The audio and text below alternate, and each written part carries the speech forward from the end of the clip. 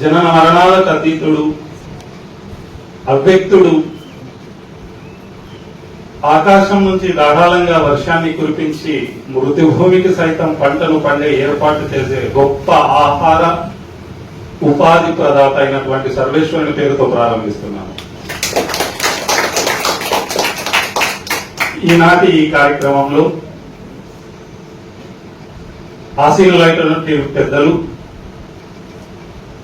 అలాగే ఈ కార్యక్రమంలో సభ ముందున్నటువంటి పెద్దలు, అలాగే అక్క చెల్లెళ్లకు, పిల్లలు అందరికీ కూడా ఈ కార్యక్రమానికి నేను ఆహ్వానిస్తున్నాను. స్వాగతం, సుస్వాగతం, నమస్కారం. మహాశైలారా, ఒక గొప్ప సువర్ణ అవకాశం భగవంతుడు అప్పుడప్పుడు మనకు తలుపు తడుతూ ఉంటాడు. అదేంటంటే కొందరికి డబ్బు పరంగా, కొందరికి ఐశ్వర్యం ప్రకారంగా, కొందరికి ఉన్నతి చదువు ప్రకారంగా, కొంతమందికి రాజకీయ ప్రకారంగా, కొంతమందికి రకరకాలు. కానీ కొంతమందికి మాత్రమే ఆధ్యాత్మికంగా, ఆరోగ్యంగా ఇచ్చే అవకాశం చాలా తక్కువ ఉంటుంది. అలాంటి వాళ్ళు మనమందరూ ఉన్నామని నేను ఆశిస్తున్నాను. ఈరోజు ఆదివారం, మంచిగా ఆహారాన్ని వండుకొని తిని హాయిగా మధ్యాహ్నం పూట నిద్రించే సమయం. అలాగే సండే అంటేనే మనకు తెలుసు, వారం అంతా కష్టపడి సండే రోజు ప్రత్యేకంగా ఆ రోజు అన్ని పనులు మనం చేసుకుంటాం. మరి అలాంటి పనులన్నీ వదిలేసి ఇలాంటి దైవ కార్యక్రమంలో తన వంతు కృషిగా సమావేశంలో కూర్చొని తర్వాత మన సమాజానికి కూడా ఏదైనా ఉపయోగపడాలి అనే ఉద్దేశంతో ఇక్కడ కూర్చున్నాం. మీ అందరికీ నేను ప్రత్యేకంగా ధన్యవాదాలు తెలుపుతున్నాను. ఇక మనం ప్రారంభించే ముందు ఒక 2-3 కండిషన్లు పెట్టుకుందాం. ప్లీజ్ దయచేసి సెల్ ఫోన్ ని సైలెంట్ లో పెట్టుకోండి. ఎందుకంటే మనం మాట్లాడే ప్రతి అక్షరం, మనం మాట్లాడే ప్రతి మాట రేపు మనకి ఎక్కడో ఒక చోట, ఎప్పుడో ఒకప్పుడు ఏదో ఒక రకంగా ఉపయోగపడచ్చు. అందుకని మనసును ఒక అరగంట సేపు, మనం ఎన్నో పనుల్లో బిజీగా ఉంటాం, కానీ దైవం కల్పించిన ఈ సదావకాశాన్ని సద్వినియోగం చేసుకున్నాం. ఒక అరగంట నేను చెప్పే మాటలు శ్రద్ధగా విని మీకు నచ్చితే ఆచరించి, మీకు నచ్చితే మీ పిల్లలకు కూడా నేర్పించి, భారతదేశంలో నా పిల్లలు కూడా ఈ భారతదేశంలో ఒక అగ్రగామిగా దైవ చింతనతో కూడిన దేశభక్తి నింపుకొని జీవించాలనే సదుద్దేశంతో ఈ కార్యక్రమాన్ని ఏర్పాటు చేయడమే. మనం ఇక్కడ సమావేశంలో అన్నాం, సద్భావన ఒక సమావేశం. మహాశైలాల రాజకీయ పార్టీకి అయితే ఎవరిని పిలవాల్సిన పని లేదు. 2 మైకులు పెడితే జనాలు వచ్చేస్తారు, వింటారు. ఒక సినిమాకి అయితే మంచి సినిమా రిలీజ్ అయితే గంట ముందే మనం ఇప్పుడు ఆన్లైన్ లో టికెట్ బుక్ చేసుకుని ఉంటాం. కానీ ఒక ఆధ్యాత్మిక ప్రోగ్రామ్ కి చాలా సార్లు పిలవాలి. ఒక్కసారి కాదు, ఆ ఫోన్ మనం చేస్తుంటే అక్కడ చూసి కూడా కింద పెట్టేస్తారు, ఎత్తలేక. ఇక 2 సార్లు, 3 సార్లు, 4 సార్లు, 5 సార్లు చేస్తే తట్టుకోలేక విధిలేని పరిస్థితుల్లో ఎత్తి ఒక 5 నిమిషాలు వచ్చి కూర్చోగలుగుతాం. సార్ అంతే కదా జరిగేది. ఇక్కడ వచ్చినా కూడా నిద్రలోకి వెళ్ళిపోవడమో, లేదో ఆలోచనలు బయట పెట్టుకోవడమో మనం అంతా చేస్తూ ఉంటాం. కానీ ఇది ఈ రోజు మనం కూర్చున్నటువంటి ఈ సమావేశం నిజంగా అంటే లైఫ్ చేంజింగ్ ఆపర్చునిటీ, జీవితాన్ని మార్చే ఒక ఆపర్చునిటీ. మనము మార్చుకుందాం, మన పిల్లల భవిష్యత్తును కూడా మనమే తీర్చిదిద్దుదాం. మహాశైలారా, మనం ఈరోజు చూస్తూ ఉన్నాం, ఇంతకుముందు చెప్పినట్టు భారతదేశంలో మనం పిల్లల నుంచి, మన నుంచి కూడా మనం స్కూల్లో ప్రతిజ్ఞ చేస్తూ ఉంటాం, భారతదేశం నా మాతృభూమి, భారతీయులందరూ నా సహోదరులు అని. మరి వయసు పెరగంగా మన ఉద్యోగాల్లోకి వెళ్ళిన తర్వాత దాని గురించి మరిచిపోతాం. ప్రతిజ్ఞ చేశాం, ఫస్ట్ క్లాస్ నుంచి, నర్సరీ నుంచి, ఫస్ట్ క్లాస్ నుంచి మనం 10వ తరగతి అయిపోయేదాకా స్కూల్లో ప్రతిరోజు చేయి చాచి మనం భారతదేశం గురించి, ఇక్కడున్న ప్రజల గురించి భగవంతునితో మనం ప్రార్థన చేస్తున్నాం, ప్రేయర్ చేస్తున్నాం. కానీ వయసు వచ్చిన తర్వాత దాన్ని పక్కన పెట్టుకున్నాం, అంటే మాట తప్పుతున్నాం. భారతీయుడు మాట తప్పుతాడు, తప్పుడు కదా, తప్పకూడదు కూడా. ఎందుకు అంటే దైవం మనిషిని పుట్టించిన తర్వాత తనకు విచక్షణ జ్ఞానాన్ని, చెడేది మంచిది, మనం ఏం చేస్తే జీవితాన్ని సక్సెస్ఫుల్ గా సాధించుకోగలుగుతామనే దృఢ సంకల్పాన్ని కూడా మనకు నేర్పించారు. అందుకే చూడండి, మనం ఏదైనా ఆలోచించేటప్పుడు, ఏదైనా ఇతరుల సొమ్ము మనం తాకేటప్పుడు కూడా మనసు చెప్తుంది ఇది నీది కాదు, ఇది తప్పు అని, ఇది తప్పు అని. కానీ బలహీనత కావచ్చు, మనలో ఉన్నటువంటి లోపాలు కావచ్చు, లేదా ఆకర్షణ కావచ్చు, మనిషిని ఈ ప్రపంచంలో ఏం చేస్తాయంటే మనసుని మళ్లిస్తున్నాయి. అవునా కదా? ఈ అందచందాలు కావచ్చు, డబ్బు కావచ్చు, ఐశ్వర్యం కావచ్చు, ఏదైనా కూడా కావచ్చు, ఏ రకంగా అయినప్పటికీ మనిషిని కల్లోలానికి గురి చేస్తుంది. సమాజంలో మనిషి అతలాకుతలమైపోతున్నాడు. భగవంతుడేమో నీతిగా జీవించాలని ప్రపంచంలో పంపించాడు. భగవంతుడేమో మనల్ని ఇది నీకు చివరి అవకాశం మళ్ళీ అంటూ నీకు ఒక అవకాశం లేదు, ఇప్పుడే నీకు అవకాశం ఇస్తున్న జీవితం ఎలా గడపాలో అలా గడిపి నా దగ్గరికి రమ్మంటున్నాడు. ఒక ఉద్యోగంలో మనం వెళ్ళినప్పుడు ఎంత నీతిగా ఉద్యోగానికి వెళ్తాం సార్. సార్ ఇక్కడ టీచర్ ఉన్నారు, సుల్తాన్ గారు కదండి, మీరు సమయానికి స్కూల్కి వెళ్తారు కదా, సమయానికి ఒక 2-3 రోజులు తప్పిస్తే ఏం చేస్తుంది గవర్నమెంట్ కానీ అక్కడ ఉన్న ప్రిన్సిపల్ కానీ? పనిష్మెంట్ ఇస్తారు, వీలైతే తీసేసే ప్రయత్నం కూడా ఉంటుంది. కాబట్టి మీరు క్రమశిక్షణగా పనిచేస్తారు. ఎందుకు? టైం, ఆ టైం కంటే టైం ఉండాలి, టైం అయిపోయినాక రావాలి. అంటే ఇక్కడ ఒక క్రమశిక్షణ. జీవితం కూడా అంతే. భగవంతుడు కూడా కొద్ది రోజుల జీవితం, క్షణబంధమైనటువంటి జీవితం, గాలిలో దీపం లాంటిది, నీటిలో బుడగ లాంటిది. ఎప్పుడు ఎక్కడ ఎలా ఆరిపోతారో కూడా ఎవరికి తెలియదు. అవునా కదా సార్? ఏమైనా గ్యారెంటీ ఉందా? అందుకే భగవద్గీత శాస్త్రం అంటది జాతస్య హి ధ్రువో మృత్యు. ప్రతి మనిషి కూడా చనిపోవలసిందే. ప్రతి మనిషి కూడా, నువ్వు అహంకారం అయినా పర్వాలేదు, ఆధ్యాత్మికులు అయినా పర్వాలేదు, ఏ రంగంలో ఉన్నా పర్వాలేదు, ఎలా ఉన్నా పర్వాలేదు, ఎక్కడున్నా పర్వాలేదు, ఏదో ఒక చోట ఎప్పుడో ఒకప్పుడు మరణం రావడం సత్యం. సార్ 100% వస్తుంది. షాప్ లో కూర్చున్నా, ఉద్యోగంలో ఉన్నా, నువ్వు ఫ్లైట్ నడుపుతున్నా, ట్రైన్ నడుపుతున్నా, బస్సు నడుపుతున్నా, నువ్వు ఎక్కడున్నా సరే, ఏ మూలం దాక్కున్నా సరే, టైం వచ్చినాక వెళ్ళిపోవాల్సిందే. మరి ఈ చిన్న జీవితం మన చేతుల్లోనే ఉంది. ఎలా గడపాలని, ఎలా గడపకూడదు అనేది కూడా మన చేతుల్లోనే ఉంది. అందుకే పిల్లలకి భగవద్గీత, వేదాలు, ఉపనిషత్తులు ఎందుకు నేర్పించాలి అంటే, పెద్దవారు అన్నారు, అంటే చెట్టు ఈ మొక్కై వంగనేది మానవ వంగనా అని. చిన్నప్పటి నుంచి పిల్లలు కూడా ఆధ్యాత్మికంగా మనం నేర్పించగలిగితే తప్పిస్తున్నాం, ఉద్యోగం ఇస్తున్నాం, సంస్కారం మర్చిపోతున్నాం. ఆ సంస్కారం లేకపోతే రేపు డబ్బున్నా ఉద్యోగం ఉన్నా ఎవరినంటారు తెలుసు ఆ పిల్లల గురించి? కన్న తల్లిదండ్రులకే వస్తుంది పేరు. ఎలా నేర్పించినా కూడా సంస్కారం నేర్పిస్తే ఎలాంటి తల్లిదండ్రులకు పుట్టారు, మంచి సంస్కారం ఉంది, ఎలా నేర్పించారనే పొగడ్తలు వస్తాయి. రేపు భగవంతుడు కూడా మెచ్చుతాడు. 2 విషయాలు మనిషి ఈ రోజు మర్చిపోతున్నాడు సార్. మొదటి విషయం ఏంటంటే, నేను వెళ్ళిపోతాను ఈ ప్రపంచం నుంచి అని తెలిసి కూడా తప్పు చేయడం. 2, సరే నన్ను ఇప్పుడు ఎవరు చూడట్లేదు కదా, నన్ను ఇప్పుడు ఎవరు చూడట్లేదు, నేను ఒంటరిగా నా చుట్టూ ఎవరు లేరనే ఒక ఆలోచన. ఎప్పుడు మరి ఇది గుర్తొస్తుంది?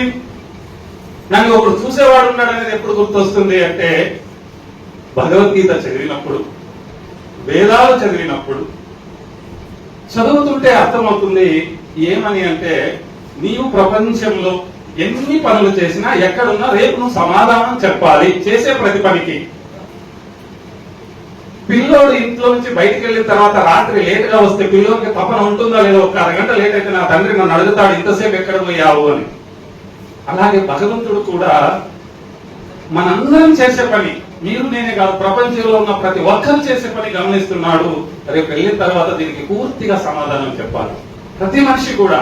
అందుకే గీతలో అంటాడు, సర్వభూతానిక అంతేయం ప్రకృతిని యాంతిమావికం కల్పచేయ పునస్తాది విసృజ మామ్యహం. సమస్త ప్రాణకోట్లు ప్రళయ కాలమున నా ప్రకృతిని చేరి అణిగి ఉండదు, సృష్టి కాలంలో మళ్ళీ సృష్టించి ఎక్కడగతాను. చేసే ప్రతి పనికి ఇక్కడ తప్పించుకున్నా అక్కడ తప్పించుకోవడానికి లేదు. సరే, ఇదే పిల్లలు స్కూల్లో కాలేజీలో చదువుతారు, అక్కడ సీసీ కెమెరాలు అరేంజ్ చేస్తారు. ప్రిన్సిపాల్ ఉన్నా లేకున్నా కూడా ఇదే నిశ్శబ్దంగా కూర్చుంటారు. ఎందుకు అంటే, అక్కడ సీసీ కెమెరా ఉంది, నన్ను చూస్తున్నాడు మా ప్రిన్సిపాల్, టీచర్ వచ్చిన తర్వాత నన్ను కొడతాడు అనే ఒక భయం అతనిలో వస్తుంది. ఇది ఎవరు అరేంజ్ చేసింది? సీసీ కెమెరా మానవుడే కదా. ఇక్కడ కూడా ఒక సీసీ కెమెరా ఉంది అనుకుందాం, విలువైన వస్తువులు ఉంటుంది కానీ ఇక్కడ పెట్టారు, ఎక్కడో ఊరు వెళ్ళారు, లోపలికి రావడానికి కూడా ప్రయత్నం చేయరు. ఎందుకంటే అక్కడ నిఘా ఉంది, కెమెరా ఉంది, ప్రతిదీ అక్కడ గమనిస్తుంది అని ఒక ఆలోచన వస్తుంది. వస్తుందా రాదా సార్? మీరు షాప్ ఉంది సార్, కిరాణా, సీసీ కెమెరా ఉంది, మీరు ఇంట్లో ఉన్నా కూడా బయట ఎవరు సాహసం లేదు చాక్లెట్ తీసుకోవడానికి కూడా. గౌడ్ సాబ్ గారి ఇంట్లో కెమెరా ఉంది, అలా వెళుతున్నా కూడా ఒక కెమెరా బయట పెడితే ఎవరు రాత్రి వచ్చారు, ఎవరు పోయారని పొద్దున్నే చూడొచ్చు. అంటే ఒక మానవుడు తయారు చేసిన సీసీ కెమెరాకి ఇన్ని తెలివితేటలుంటే, ఈ అండపిండ బ్రహ్మాండాన్ని, ఈ సకల చరాచర సృష్టిని తల్లి గర్భంలో కటిక చీకట్లో అండాన్ని పిండంగా మార్చి జాని గర్భాన్ని జగవంతా చేసిన వాడు పెద్ద సీసీ కెమెరా కదా. మనం చేసేవన్నీ చూస్తుంటాడు సార్. అందుకే 108 ఉపనిషత్తులు ఉన్నాయి కదండి. ఎన్నున్నాయి? 108 ఉపనిషత్తులో ఒక శ్వేతాశిఖర ఉపనిషత్తు ఉంది, ఫేమస్ ఉపనిషత్తు. అందులో శ్వేత మహర్షి అంటాడు, నసందేశే తిష్టతి రూపమస్య నా చక్షాసూసి అపచ్చనైన. కన్నులతో దైవాన్ని ఎవరు చూడలేరు కానీ ఆయన మనం చేసే పనులన్నీ చూస్తుంటాడు. రాత్రి అయినా పగలైనా చీకట్లైనా ఒంటరిగైనా ఎక్కడున్నా కూడా చూస్తుంటాడు, గమనిస్తుంటాడు.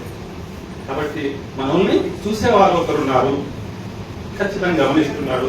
ఇది పెద్దల్లో పిల్లల్లో ఒకవేళ అలవాటు వస్తే ఏది చేయాలన్నా కూడా ముందు మనం ఏమో ఆలోచిస్తాం, నేను ధర్మంగా బ్రతకాలి, న్యాయంగా బ్రతకాలి, నన్ను చూసేవాడు ఒకడున్నాడు, మళ్ళీ నన్ను పట్టుకునేవాడు ఒకడున్నాడు. ఖురాన్ అంటుంది, లాతు దిక్కులు అవసరం ఓహో దిక్కులు అవసరం ఓహో వల్ల తీపులు కబీర్. చూపులు ఆయన అందుకోలేవు కానీ ఆయన మాత్రం గమనిస్తుంటాడు. బైబిల్ అంటది, ఎప్పుడైనాను ఎవడైనాను ఆయనను చూడలేదు, ఆయన స్వరూపం కూడా చూడలేదు, కానీ ఆయన అందరినీ చూస్తూ ఉంటాడు. అంటే ఇక్కడ అర్థమైనది ఏంటిదంటే మనకు భగవంతుడు చూస్తూనే ఉన్నాడు, మనం చేసే ప్రతి దానికి జవాబు చెప్పాలి. మహాశైలారా, మనం నివసిస్తున్నటువంటి ఈ భారతదేశంలో ఒక సుందర సమాజం నిర్మించడానికి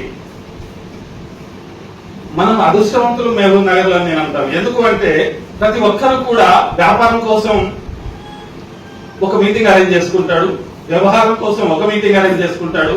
ఆయనకు సంబంధం లేకున్నా కూడా ఆధ్యాత్మికంగా సమావేశాన్ని అరేంజ్ చేసేదంటే ఒక ముంతాజ్ సాబ్ మాత్రమే నేను గర్వంగా చెప్తున్నాను. ఎందుకంటే ఇందులో ఆయన చేసిన అవసరం లేదు. ఇక్కడ తన ఇల్లునే గ్రంథాలయంగా మార్చాడు. అందుకే ఆయన ఇంటి పేరు అన్నపూర్ణమ్మ గారి నివాసం అంటారు. మీకు తెలుసో లేదు. ఆకలి మనకు అన్నం పెడతాడు, ఆధ్యాత్మికంగా మారుస్తాడు. ఒక నైపుణ్యాన్ని తయారు చేస్తాడు. ఒక మంచి సుందర సమాజంలో ఒక ఎలాగైతే సుగంధ పరిమాణాన్ని వెదజల్లే ఒక మంచి పుష్పంలా తయారు చేస్తాడు మనిషిని. ఈ రోజు మనం నిజంగానే నేను గర్విస్తున్నా సార్, ఇలాంటి కార్యక్రమంలో కొంతమంది అయినా సరే తన సమయాన్ని వెచ్చించి వచ్చి కూర్చొని వింటున్నారు, ప్రోత్సహిస్తున్నారు అంటే నిజంగానే సార్. మహాశైలారా, సుదీర్ఘమైనటువంటి సమావేశంలో మనం ఎన్నో చోట్లకి వెళ్తుంటాం, పెద్ద పెద్ద మీటింగ్ జరుగుతుంటాయి. కానీ భారతదేశానికి కానీ మన ఇంటికి కానీ పనికొచ్చే మాటలు చాలా తక్కువ ఉంటాయి. డబ్బు సంపాదించడానికో పేరు ప్రతిష్టల కోసమో ఎక్కువ ఉంటాయి. కానీ ఇలాంటి సమావేశానికి ఎవరైతే ప్రోత్సహిస్తారో భగవంతుడి దగ్గర వాళ్ళకు కూడా గొప్ప స్థానం ఉంటుంది రేపు. ఎందుకంటే మన భారతదేశం ఎలాంటిది అంటే, ఇంతకు ముందు సార్ అన్నారు ముజఫర్ గారు, స్త్రీలు ఒక ఇద్దరు స్త్రీలు మొన్న జరిగిన ఆపరేషన్ సింధూర్లో ఎందుకు మగవాళ్ళు లేరు ఆడవాళ్ళతో ఎందుకు చేర్పించారు అంటే వాళ్ళకు బుద్ధి రావడం కోసం. మా దేశంలో ఆడవాళ్లే మిమ్మల్ని జయించగలరు, ఇక మగవాళ్ళు వస్తే ఎలా ఉంటారు కేంద్ర ప్రభుత్వం తీసుకున్న ఒక గట్టి నిర్ణయం. చాలా హ్యాట్స్ ఆఫ్. నిజంగా ఒక స్త్రీమూర్తి తలుచుకుంటే ఝాన్సీ లక్ష్మీబాయి కాగలరు,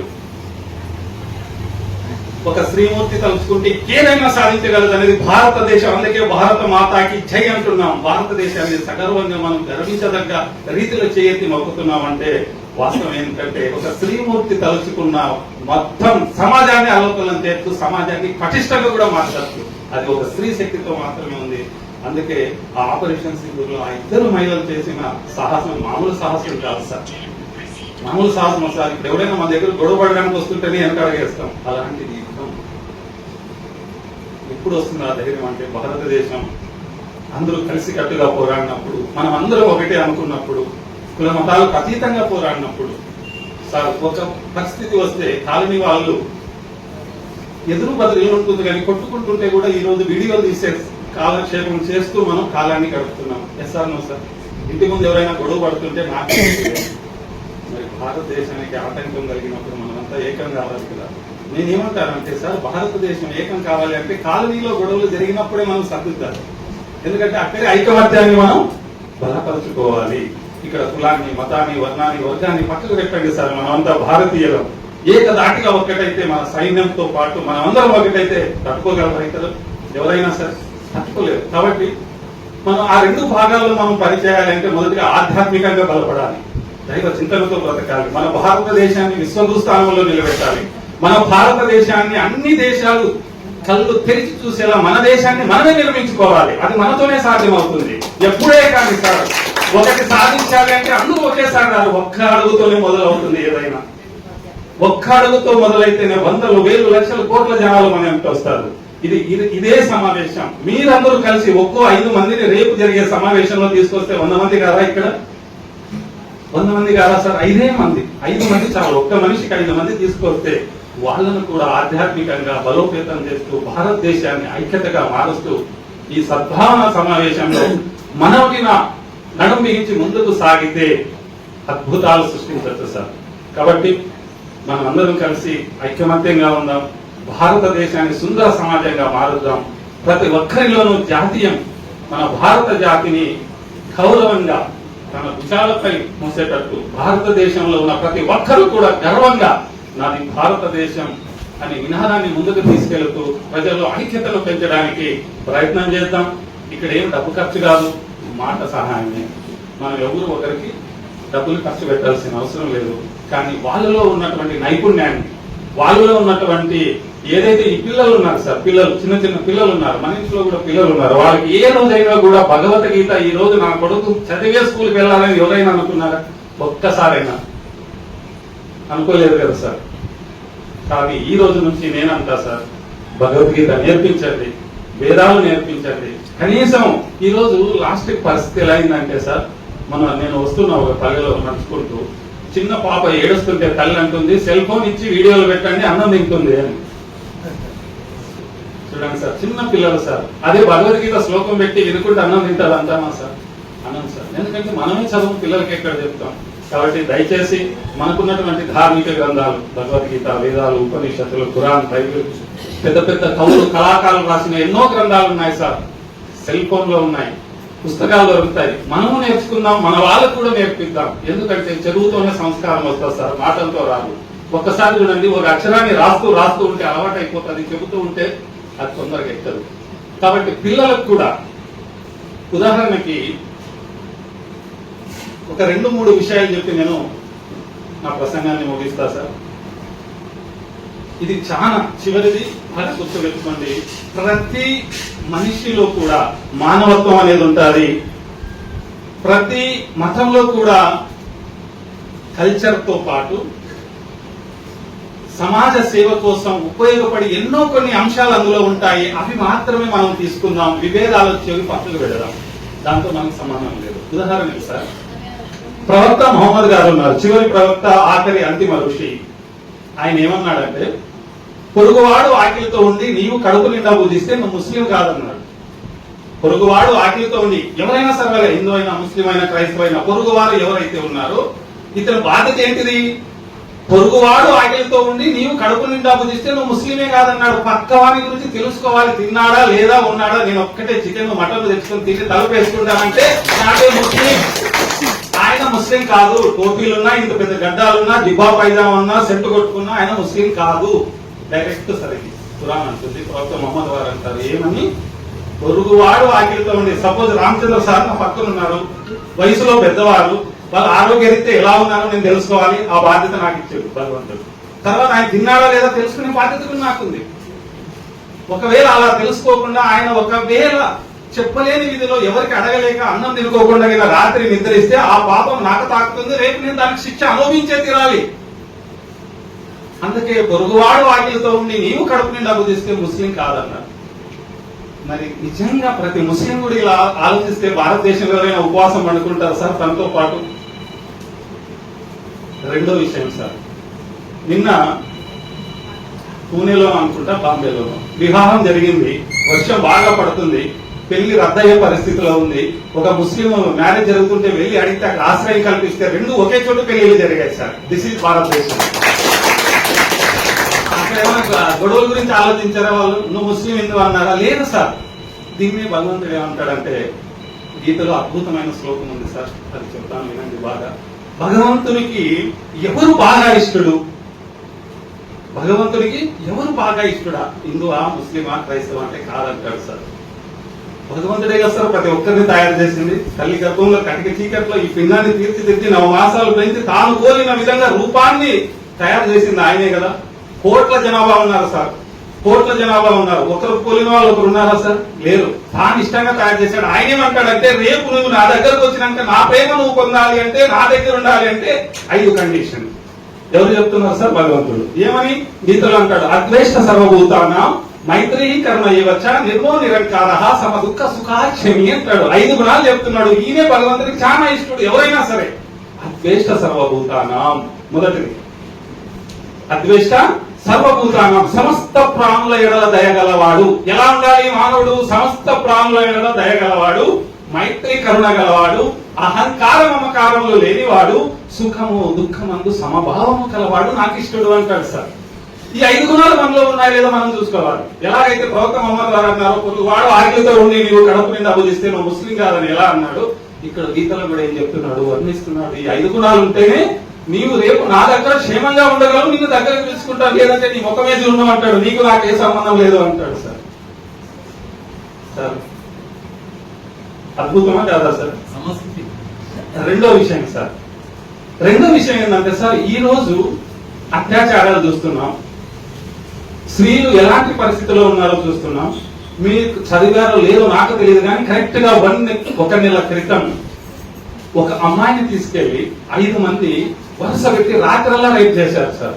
చేసి దాహమై నీళ్లు అడిగితే మూత్రం పోశారు సార్. పేపర్లో వచ్చింది, వైరల్ అయింది సార్, మీరు చూసే ఉంటారు.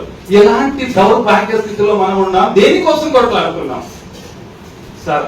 అందుకే ప్రవక్త మొహమ్మద్ వారు ఏమన్నారంటే ఈ విషయం పైన, పరస్త్రీపై నీ చూపు ఆనక ముందే నీ చూపును మరల్చుకో, మరలా మరలా చూడడం సైతాన్ పని అన్నారు సార్. పరస్త్రీని ఎవరినైనా చూస్తే మొదటి చూపే ఇది, రెండోది సైతాన్ అన్నారు సార్, చూడద్దు అన్నారు సార్. సార్ అలాంటి గొప్ప భారతదేశంలో పుట్టాం సార్ మనం. ఒకసారి శ్రీరాముల వారి గురించి కొద్దిగా ఆలోచిద్దాం సార్. అసలు అద్భుతమైన ఘట్టం సార్ ఇది. సార్ మనసు పెట్టి వినండి సార్, అద్భుతమైన ఘట్టం సార్ ఇది. ఇక్కడ ఏమవుతుంది సార్, సీతాదేవిని రావణాసురుడు ఎత్తుకెళ్ళిన తర్వాత వెతకడానికి రాముడు లక్ష్మణుడు వెళతారు కదా సార్ అడవిలో. వెళుతూ ఉంటే ఒక రుద్రాక్షమాల చెట్టుకు ఎలాడబడి ఉంటుంది. అప్పుడు రాముల వారు లక్ష్మణ్ అడుగుతారు, ఏమని, ఓ లక్ష్మణ ఈ రుద్రాక్షమాల సీతాదేవిదే కదా అంటే, లక్ష్మణుడు ఏమంటాడు సార్? చెప్తాడు, సమాధానం చెప్తాడు, ఏమన్నా ఏడుస్తాడు సార్. ఏడుస్తూ ఉంటే లక్ష్మణ ఏమైంది, ఎందుకయ్యా ఏడుస్తున్నావు అంటే, ఓ రామా ఏ రోజు ఆ కన్న తల్లి మొత్తం చూశానయ్యా, నేను ఆమెతో ఎప్పుడు మాట్లాడినా తన పాదాలు చూసి మాట్లాడినా ధర్మం సార్ మంది. అలాంటి ధర్మంలో ఉన్నా సార్ ఇలాంటి పనులు. అర్థమైందా సార్ నేను చెప్పే మాట? ఎప్పుడు చూశానయ్యా తల్లిని, ఒకే ఇంట్లో ఉంటున్నారు, మరిది వదిన అమ్మతో సమానం, కానీ నేను ఏ రోజు కూడా ఆ తల్లిని కన్నెత్తి చూడలేదు. రామా ఎప్పుడు చూసినా కూడా పాదాలు చూసి మాట్లాడినానయ్యా నేను, ఆమె గొంతులో ఉండేది నాకు తెలియదు అన్నాడు సార్. అలాంటి భారతదేశంలో పుట్టాను సార్ మనం, గొప్ప దేశంలో పుట్టాం సార్ మనం. మరి ఈ రోజు ఎందుకు జరుగుతున్నాయంటే దైవ భయం లేకపోవడం, దేవుడు నన్ను రేపు పరీక్షిస్తాడు ప్రశ్నిస్తాడు అనే ఆలోచన లేకపోవడం, ఒకరికొకరు మనం కలిసిమెలిసి లేకపోవడం సార్. సార్ ఈ రోజు స్త్రీ ఇంట్లో ఒంటరిగా ఉందంటే కన్ను అక్కడే ఉంటుంది సార్. మీరు గమనించండి బాగా. మన కూతురు కాలేజీకి వెళ్ళి ఇంటికి వస్తుంది అంటే వచ్చే వరకు నమ్మకం లేదు సార్. అలాంటి స్థితిలో మనం ఉన్నాం, మనం ఆలోచన చేయట్లేదు సార్. ఘోరమైన పరిస్థితిలో ఉన్నాం సార్. అందుకే ధార్మిక గ్రంథాలు చదవండి అని చెప్పడం అదే సార్. వాళ్ళు ఋషులు ఎవరైతే ఏం చెప్పారో అది తెలుసుకోండి అని చెబుతున్నాం సార్. రాముల వారి సంఘటన సార్, మామూలు సంఘటన సార్. అది ఆ మాట వింటే వెంటనే నిలబడతాయి సార్. లక్ష్మణుడు అన్న మాట ఇక ఏ స్త్రీనైనా మనం చూడగలమా సార్? ఏ స్త్రీకైనా ఆపద దేయగలమా? అలాంటి గొప్ప భారతదేశంలో మనం ఉన్నాం సార్. ప్రవక్త మొహమ్మద్ గారు అన్నారు సార్, నువ్వు ఇల్లు నిర్మించేటప్పుడు, ఈరోజు ఇది పెద్ద సమస్య సార్ రియల్ ఎస్టేట్ లో, ఇల్లు నిర్మించేటప్పుడు ఇంత జాగా దొరికినప్పుడు మనం వదులుతామా సార్? నిజంగా చెప్పండి, అది వేరే వాళ్ళదే, మనకు సంబంధం లేదు. ఎక్కడో ఉంటాడు ఆయన, లండన్ లోనో ఫారెన్ లోనో, కబ్జా చేస్తున్నారా లేదా సార్? వాడు రాకముందే వానికి ఏం సంబంధం లేకుండా అడుక్కోకుండా ఇల్లు కడుతున్నావా లేదా సార్? కానీ ప్రవక్త మొహమ్మద్ వారు ఏమన్నారంటే, నీవు ఇల్లు కట్టేటప్పుడు నీ సొంత స్థలం అయినా సరే పక్క వాడి పర్మిషన్ తీసుకోవాలి. వానికి గాలి వెళ్తురు ఏమైనా ఇబ్బంది అవుతుందేమో అడిగి కట్టాలన్నారు సార్. దైవం ఏమన్నాడో తెలుసా సార్ లాస్ట్ కి, ఓ ప్రవక్త చివరికి నీ ఆస్తిలో కూడా సగభాగం పక్క ఉంది అంటావేమో అన్నంత వరకు వెళ్ళిపోయాడు సార్ ఆయన. అన్నాడు కూడా సార్, నాకు ఎక్కువ ఆస్తి ఉంటే పక్కోనికి పంచుతానని. సార్ నీతి, నిజాయితీ, ధర్మము, ప్రేమ, దయ, జాలి ఇవన్నీ మనలో జనించాలి, మన పిల్లల్లో కూడా జనింపజేయాలి సార్. సార్ చివరిగా ఒక మాట సార్, రేపు దేవుడు ప్రతిదానికి సమాధానం అడగతాడు అనే దానికి ఒకటి ఉదాహరణ చెప్పి నేను ముగిస్తా సార్. అదేమిటంటే, ప్రవక్త గారి కాలంలో ఒక వ్యక్తి, నాకు పేరు గుర్తులేదు, ఒక వ్యక్తి రోజు నమాజ్కి వచ్చేవాడు. నమాజ్కి వచ్చిన తర్వాత మామూలుగా ప్రార్థన అయిపోయిన తర్వాత దువా చేస్తామంటే దైవాన్ని వేడుకుంటాం. ఎవరి కోసం అంటే తన ఒక్కరి కోసమే కాదు సార్. ప్రతి నిజమైన ముస్లిం తన ఒక్కరి కోసమే ఎప్పుడు దైవాన్ని వేడుకోడు. తన కోసం, తన కుటుంబం కోసం, తన వీధి కోసం, తన పక్కవారి కోసం, తన రాష్ట్రం కోసం, తన దేశం కోసం ఖచ్చితంగా సర్వ మానవాళి కోసం వేడుకుంటాడు, దువా చేస్తాడు సార్. ముస్లిం, నిజమైన ముస్లిం. ఆయన నమాజ్ చేసి దువా చేయకుండా వెళ్ళిపోతున్నాడు. అంటే దైవాన్ని వేడుకోకుండా వెళ్ళిపోతుంటే ప్రవక్త గారు రోజు గమనిస్తున్నారు. ఒకసారి చేయి పట్టి ఆపుతారు. చేయి పట్టి ఆపి ఏమంటారంటే, ఓ ఎందుకు నీకు దైవ భయం లేదా? నమాజ్ అయిన వెంటనే వేడుకోకుండా వెళ్ళిపోతున్నావు అంటే, ఓ ప్రవక్త ఎందుకు వెళ్తున్నానంటే నా ఇంట్లో 2 చిన్న పిల్లలు ఉన్నారు, నేను వెళ్ళేలోపు పైకి లేస్తాను, పండుకోయినారు, వాళ్ళు లేస్తారు. మరి లేస్తే ఏమవుతుందంటే, లేదు నా పక్కింటోళ్ళు పెరటలో అంటే కాంపౌండ్ లో ఖర్జూరపు చెట్టు ఉంది, ఆ చెట్టు కొమ్మలు నా ఇంటి వైపు వాలి ఆ పండ్లు రాలుతాయి, నా పిల్లలు వాళ్ళకి తెలియకుండా తింటారు, రేపు అవి తింటే నేను అక్కడ సమాధానం చెప్పాలి కదా అని వాళ్ళు లేవక ముందే వెళ్ళి ఆ పండ్లు తీసి వాళ్ళకి ఇస్తాడు. ఆ పళ్ళు తీసి పక్కలకి ఇస్తారు. ఎందుకు? నా పిల్లలు రేపు దైవం దగ్గర తల దించుకోకూడదు, తప్పు చేసినారని అది నాకు వస్తుంది, తండ్రి సరైన శిక్షణ ఇవ్వలేదు అని.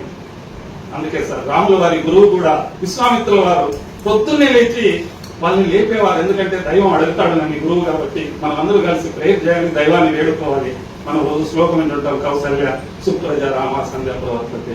కౌసల్యకు పుట్టినటువంటి మంచి పిల్లవాడ రామ, నరులలో లాంటి వాడ, కర్తవ్యం దైవం అని. మన కర్తవ్యం దైవాన్ని ఆరాధించడం. ఎవరు లేపుతారు సార్? అంటే దైవ భయం ఉండాలి సార్. మనం అందరూ కలిసి చివరిగా భారతదేశాన్ని ఒక ఆధ్యాత్మిక విశ్వగురు స్థానంలో నిలబెడదాం. జై హింద్, జై భారత్.